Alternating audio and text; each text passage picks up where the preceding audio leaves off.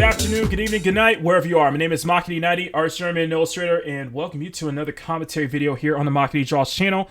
Hope you all are doing well today. So, Dragon Age The Veilguard. After about 2 weeks, there has been a lot of talk with this game. There has been a lot of discussions. There has been a lot of controversies. There has been a lot. This has definitely been in the headlines for ever since this launch day and even before that. But there have been some very interesting things that have been going on in regards to Dragon Age The Veilguard, BioWare's latest title, and it seems that the future for this title is pretty bleak, and it might be a sign of BioWare's future moving forward as well. What I also want to bring up is kind of my personal thoughts after what I've been seeing so far, and and what my personal concerns regarding this being a Game of the Year candidate and how it really delegitimizes the pretty much the people who are giving this 9s and 10s and perfect scores and citing this as Game of the Year material. But we'll get all into that. But before we do so, of course, guys, smack that like button, make it jiggle. Smack that subscribe button, make it jiggle if you guys want to see more content from me. And I appreciate all of you for watching. This one, I'm gonna hit 2 articles on this one. The first one I'm gonna cover is one from Marvin Montanaro over at That Part Place. Go ahead and check them out.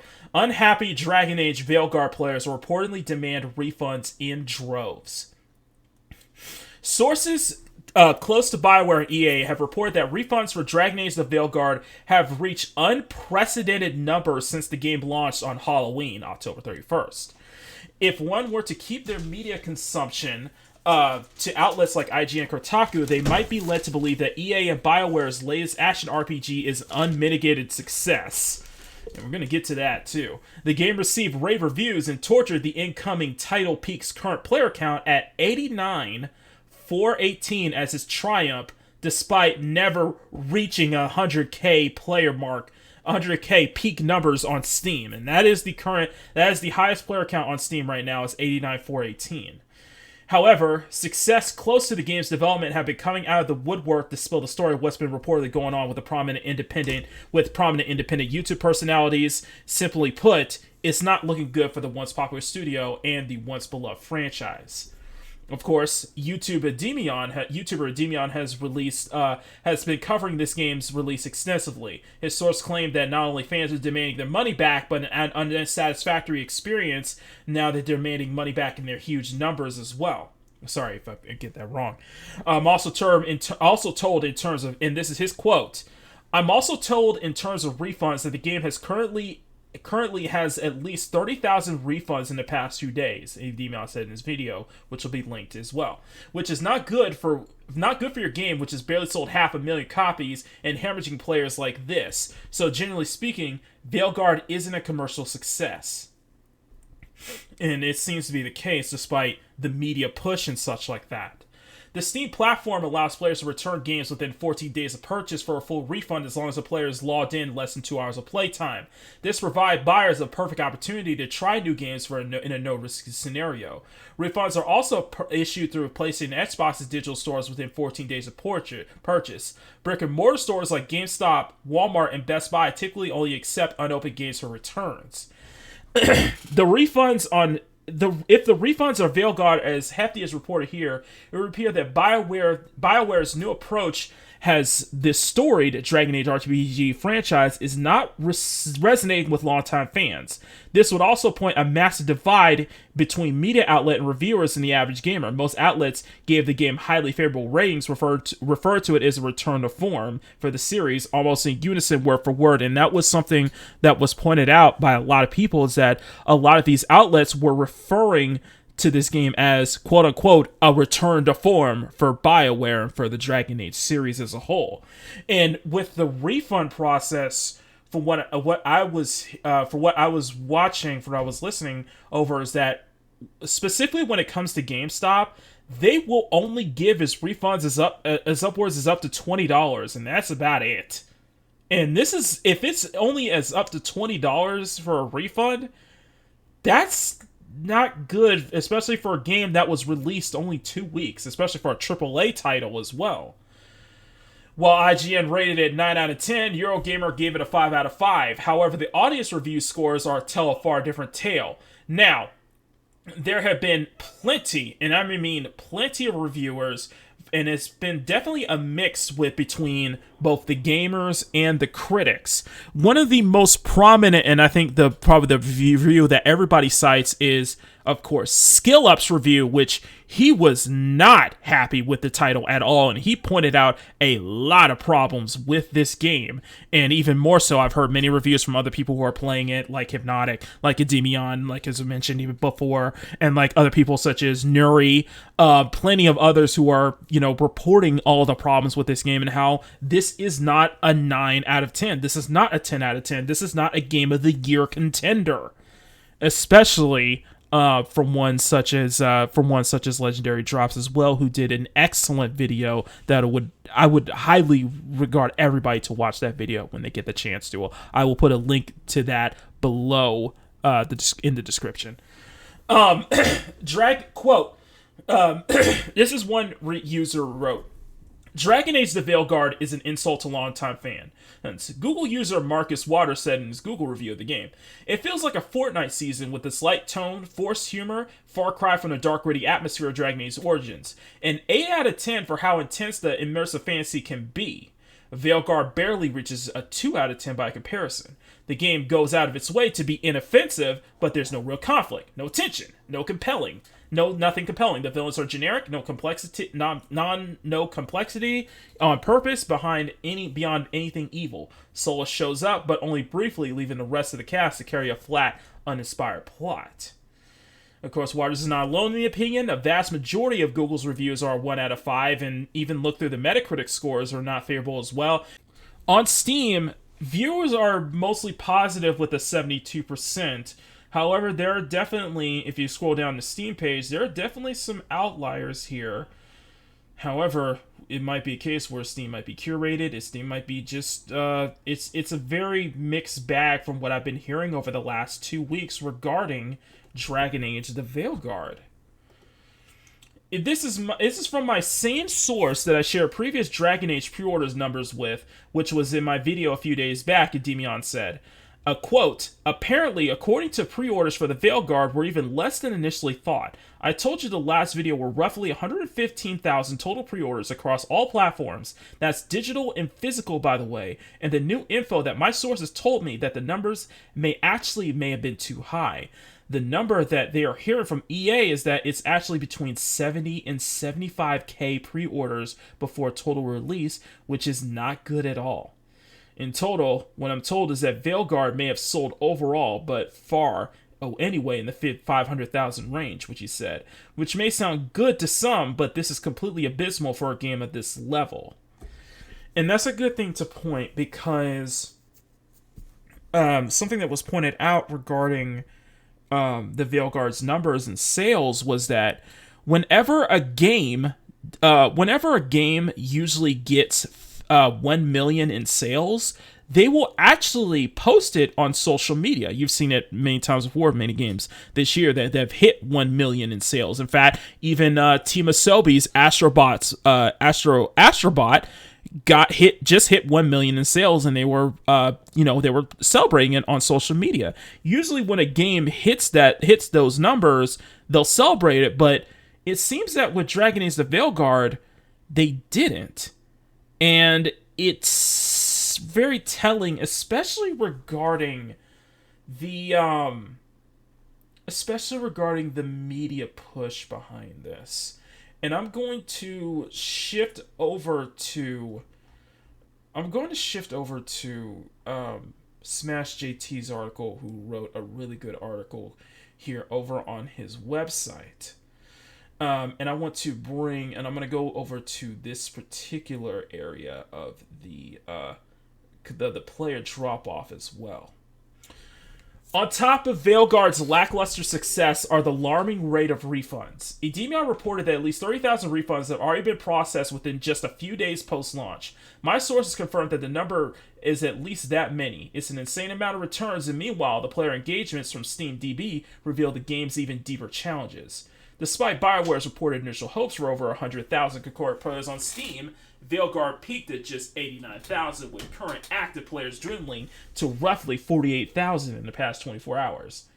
Not the greatest sign for BioWare. The situation becomes more concerning when comparing Veilguard to Star Wars Outlaws, which Ubisoft sold 1 million copies in its first month.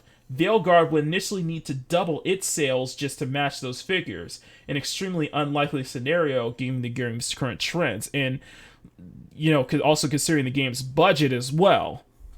And to be fair, Star Wars Outlaws isn't doing that well either. So that is a very huge hill to climb for BioWare and EA. Another red flag is BioWare's silence on the numbers. Unlike competitors such as Atlas and Bandai Namco with, of course, Metaphor ReFantazio and Dragon Ball Sparking Zero announcing 1 million sales on their social media, BioWare has refrained from celebrating anything in regards to milestones for Veilguard. The sheer lack of any kind of excitement backs up the claims from the leaders and strongly suggests that the sales aren't even close to meeting internal expectations. But even more so is I would argue, the media push behind it, in fact. And we're going to get into this next part. Then you get the fact that BioWare announced that there wouldn't be any DLC or expansions with the Veilguard, with the team shifting entirely on the next Mass Effect, which is definitely an alarming flag to note, because EA for the most part tends to release DLC for their titles all over the place. There tends to be plenty of DLC, especially there was a lot of DLC for the earlier Dragon Age games, for the Mass Effect title, well, say for Andromeda, but that, of course, BioWare Austin was shut down as a result of Andromeda's disaster. There's usually tends to be DLC, but for the fact that there's going to be no DLC at launch, only little small content updates, but never big any story expansions, is definitely a warning sign regarding Dragon Age The Veilguard. And what's even more alarming, and this is something I'm probably going to personally kind of provide my own personal thoughts about, is, sorry if I kind of repeated that, but is what I've been seeing with the huge media push with this title. And we're going to start with one, Jason Schreier. Jason Schreier, because you guys know, former writer of Kotaku, current writer over at Bloomberg. Jason, despite some of the journalism he does, and he does some good journalism time to time, it's overshadowed by his attitude towards critics, attitudes towards gamers, and such like that. And he tends to keep putting his foot in his mouth, especially on Twitter when he makes takes like these. Formerly industry-wide respected, now disgraced mind virus-filled Bloomberg journalist Jason Schreier was caught in 4K deleting his tweet, which he prematurely mocked the critics of the game. He attempted to dunk on the chuds, only of course to find out later that yet again his criticisms were completely accurate. Now, we're gonna read this. Read this tweet here. This is from Jason before he deleted it. Go woke, go bro, return to the top of the charts, and it shows the Steam sales numbers. However, when people are bringing it up, why, are you really hitching your back behind this particular title? He basically said, responding says, I am not a fan of this game myself. I've just wanted to share this to quote unquote dunk on the chuds, the critics and such like that, and boasting about it. Now, clearly, clearly the numbers say otherwise, and he suddenly deleted the post, and nothing was said of that. In fact, Grums, who posted this, was saying Legacy reporter Jason Schreier caught in 4K deleting his Dragon Age the Veilguard, posting Dragon Age the Veilguard as top of the charts, which he posted to dunk on the Chuds. If he's deleting his Dragon Age top of the charts Chud post, sales are trash and BioWare is in trouble. Jason hates you. He thinks you're a chud. Sorry. He mocked the go woke, go broke meme and honestly backfired on him. And he is very well connected at the dev level with many studios, including BioWare. What does he know? EA released zero numbers. If it had sold 1 million copies in 24 hours like Stellar Blade, you would have heard it by now. Source: all my fees confirmed by himself via X-Search. Yeah, that's a good point. It reflects broader issues with industry journalism where narratives overshadow the reality of the game's performance. Schreier's quick deletion showcases his disconnect between the media coverage and actual raw consumer feedback, especially when it comes to games perceived as a particular agenda or focus. It's clear to anyone paying attention that Veilguard isn't meeting expectations, whereas due to mismanagement, marketing failures, or broader management fatigue is in question. BioWare EA will need to answer as they reassess their strategies for the next Mass Effect title. Assume that they're even allowed to assume EA will even allow BioWare to make it that far, though. Uncertainty is the silence surrounding Veilguard's performance, coupled with the confirmed reports of low sales, high refunds, and no DLC plans, is very troubling for BioWare future prospects, and that's a good thing to point out. In short, Dragon Age the Veilguard and BioWare are in a huge hill. They are in an uphill to climb. And I don't think the media push, especially if this becomes Game of the Year nominee, which it likely will be, is going to help it either. And that's something else that I want to bring up with regarding kind of the disingenuousness and the dishonesty regarding this title and why this is getting such high praises when it seems to be mixed at best between gamers and critics. And of course, there's definitely been some outliers regarding the some of the outlets, like even Eric over at Forbes was not fond of the review and such like that, pointing out some of the same flaws that a lot of the gamers were pointing out as well. So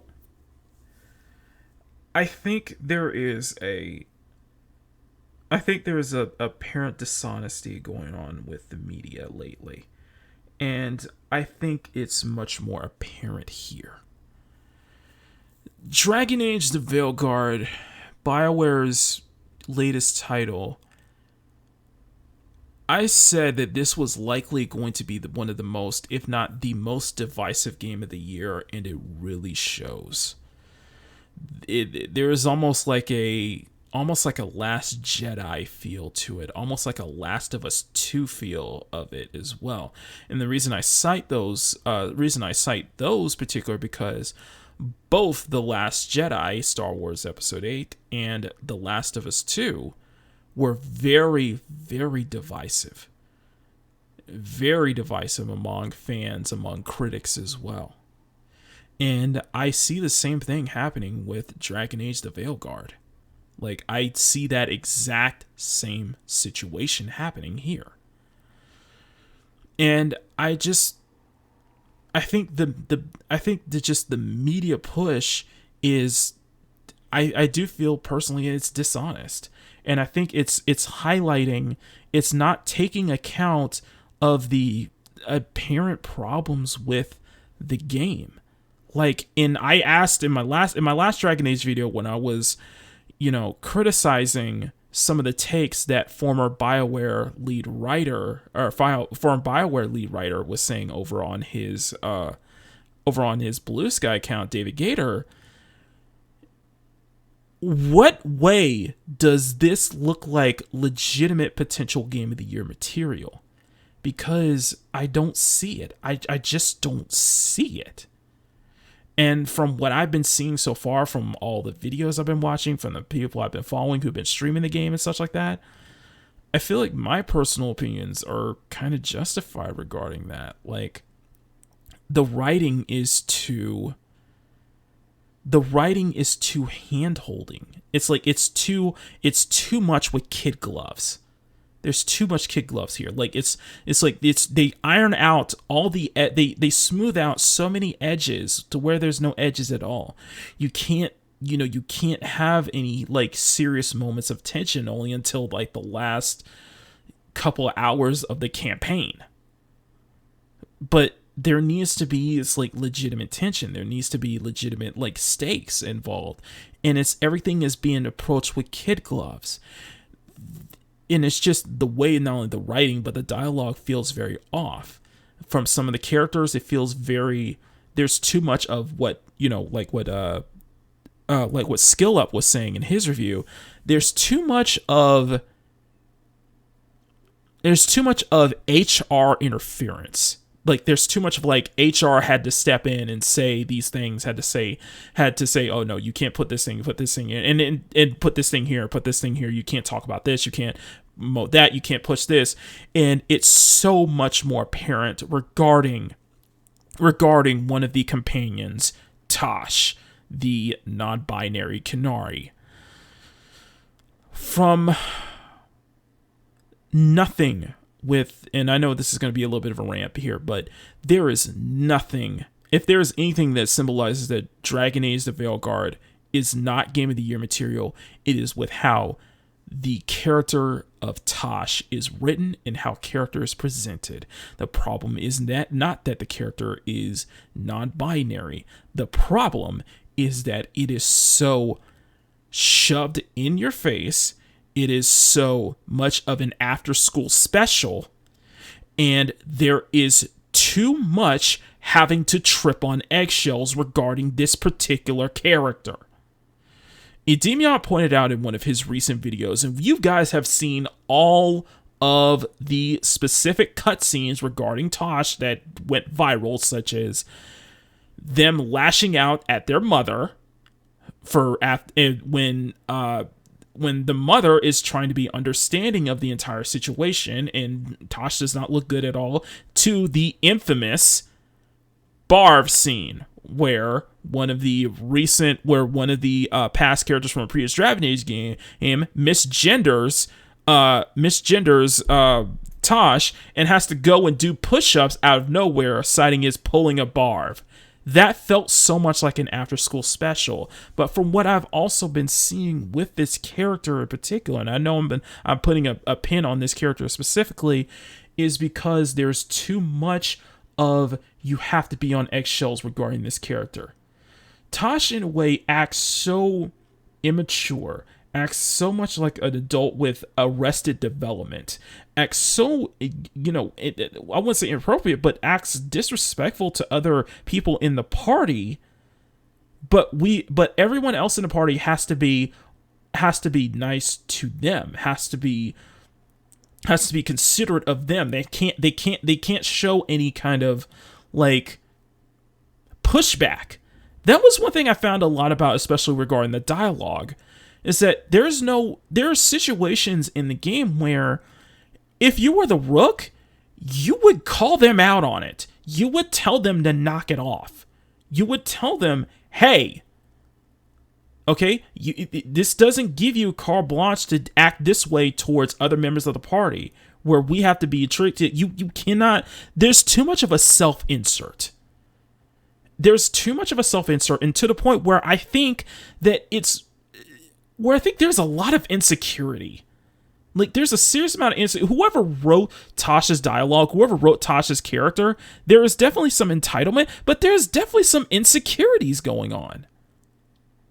To a point where it's too much like an after-school special, and it's not making you sympathetic towards the character, in my opinion.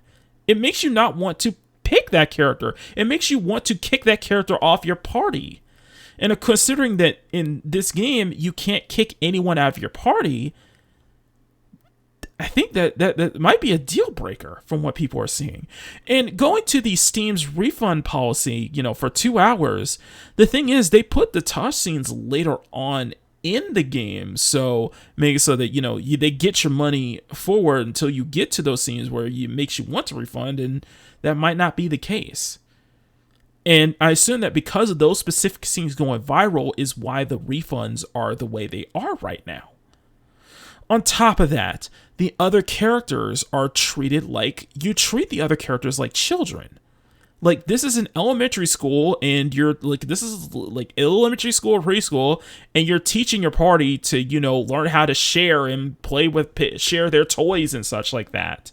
There's too much treating stuff with kid gloves and edging out the surfaces because it feels like it's done by HR. It's done by comedians. Like, we can't have this serious moments because that may turn people off. They may turn some parts of the audience off. They may turn off some certain groups, may complain about it. But that loses that darkness. It loses that dark nature of the Dragon Age franchise and such like that. I think that coupled with just how design-wise, there's too much of a Burger King Kids Club approach with the other members in the character's party. On how it seems that each party member has to be diverse, inclusive in some ways. Nothing wrong with that, but there's too much of that feeling so apparent with it. It's just something that's just kind of a turnoff, and that's why I refer to it as a Burger King Kids Club, especially with that scene with all the party when you see everyone, including the Rook, all together in that room discussing kind of the final plans and such like that. It feels like you can't be as antagonistic towards your party. You can't be an a-hole. There's no option to act like an a-hole when, in a Dragon Age game, especially in a general RPG, you need to be able to, it's a role play, you need to be able to be a dick to your audience. You need to be, or dick to, your party members, to have negative options depicted. Like, hey, they do something stupid, you want to call them out, you have the option to call them out. You can't just be like, there's too much reaffirming. There's too much of the word I'm looking for is participation trophy. I know that's an old term, but there's too much of that essence there of a participation trophy going on throughout the game from what I've been seeing. And I don't think that's the way to, I don't think any of that, coupled with the how phoned in some of the voice acting is, to just how awkward a lot of the dialogue comes off as, and how it's just like it really needed a second pass. Like, it really needs like a quality check. It needs like to have people like, hey, this isn't work. This piece of dialogue is not working. This piece of dialogue is like, if you're trying, and I said this in the last Dragon Age video they did. This game may do well, but if they're trying to hit that level of success that we saw last year with Baldur's Gate 3, that's not going to happen. There's no way it's going to be able to reach that success, because Baldur's Gate 3 did everything that Dragon Age The Veilguard should be doing. It's too safe. There's too much of that after school specialness to it, where it should be more darker, it should be more grittier, it should be, your main character you should be able to kick people out of your party, especially if they're not doing well. You should have that option. It should be able to, like, somebody dies in your party, then it's be permanent. It's an RPG, and considering that this is BioWare wanting, that Dragon Age has always been BioWare's Dungeons and Dragons. It's always been BioWare's Dungeons and Dragons, in the same way that Baldur's Gate was. It should have those same things in mind as a general role-playing game should. And, on top of that, I've cited my problems with the with the art style, with the fact that the character creation is not as vast as is not as detailed as what I would expect, especially, with the fact that you have all these features like vitiligo sliders, top surgery scars. Let's put all that out the way. The fact that you give us a bust and booty slider and it's barely anything, and I mean barely, that's a I think that is an issue. That is an issue to cite, and it's not a straw man. As someone pointed out a while back when I first saw the character creation slider via IGN. There clearly is an artistic intent. There clearly is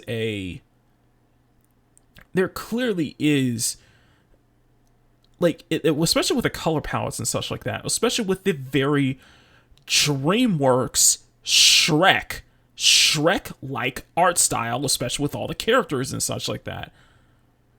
This is done clearly out of intention, and I will always cite Skill Up's review in that you don't accidentally end up with characters that look like this. Listen, with everything that I've seen, which is how underwhelming everything is, the combat, from the combat to the writing to the dialogue to the art style to the character creation to everything, I just don't see this as Game of the Year material. And I do find it alarming how much a lot of the mainstream games media that are giving these 9s and 10s are citing this as Game of the Year material, but not even addressing legitimate problems with that. For example, we can cite IGN, where it's only getting these high scores because of representation, because of the culture war talking points. And that just does not, it makes it more subjective than an objective Game of the Year contender. And I think it highlights the disingenuousness and the, I'm going to be honest here, the dishonesty with some of these outlets that are giving this game high scores, because it's just not there. Like, I can understand that for you personally, if you feel this a Game of the Year contender, I personally, then yeah, more power to you. It's just, I just don't see it. I don't see it, especially from the way the game outlets were just praising it and just completely just ignoring a lot of the ignoring some of the blatant issues with the game that has. And it's just like, that title, that Game of the Year contender should go to a title like an Astrobot or like a Black Myth Wukong or some of the other titles out there as well that have done incredibly well and have been such a really high bar for not only critics but people who actually bought it. Customers who actually bought it. I just don't see it. It's too divisive. From the way I see it is that when the Game Awards roll around next month, are we going to see a Last of Us 2 scenario where The Last of Us 2 back in 2020 garnered so many awards, including the obvious Game Awards, the obvious Game of the Year award, despite the fact that it was incredibly divisive, and there was a lot of controversy behind the scenes. And I understand that if it's just if it was because the controversy was so tied to the culture war nonsense, then yeah, then okay, but it actually is. The praising everything, the way the game is praised, the way it's getting these high numbers because of these representation things like that, and being able to see yourself in those things of that nature, that is, in some ways, that is political and that is divisive. And stuff like that can be divisive. I just don't see it. But all in all, I just in the end, I just don't think this is a hill. It's an uphill. This is a huge hill to climb. And so many games of this nature have done it better. Like I saw Baldur's Gate 3, but I also cite stuff like Disco Elysium as well. They do it so much better than this, and they don't hit with kid gloves. They don't edge out the surfaces, This game in BioWare, they have a huge hill to climb, and it's a very steep uphill. If this game is going to find any success, which I assume by the end of next week, it's not going to be able to hit those numbers, and it's going to put BioWare into question because they've already took plenty of L's with Anthem and Mass Effect Andromeda. Those were huge stains on their career. It is a huge stain. It's a huge those are black marks. And I feel that with Dragon Age The Veilguard, I think that might be another black mark on it in the end. I just don't see it as Game of the Year material. I just don't see this game being a success the way they want it to be. But that's just my thoughts. What are yours? Let me know in the comment section. Let's get a discussion going. I'd love to hear from you regarding on this one. Am I wrong? Am I right? Or do you think BioWare will have that success, that long staying power? Or you think that it's over for them after this? Let me know what you guys' thoughts in the comment section down below. And of course, massive thank you to everyone in the Cute, Sexy, and Fun Nation. You guys are truly incredible. If you guys want to see your name on the screen, please join the channel for as low as $1 a month. You get access to exclusive art that I do each month for my members, or every 2 months for my channel members in the term of the art batches. And they're really, really good stuff. Plenty of goodies there. So if you're definitely interested, join the channel for as low as $1 a month. And as always, I thank you for watching. I am Mach90, Art Sherman Illustrated. I'll see you all next time for another video. So until then, take care, much love, stay cute, stay sexy, have fun. Never apologize for wanting attractive women in your media, and especially in your video games, because let's be honest, when I look at that character creator and I look at the art style of Dragon Age The Veilguard, that was the last thing on their mind. You can come out with that. And above all else, never stop drawing.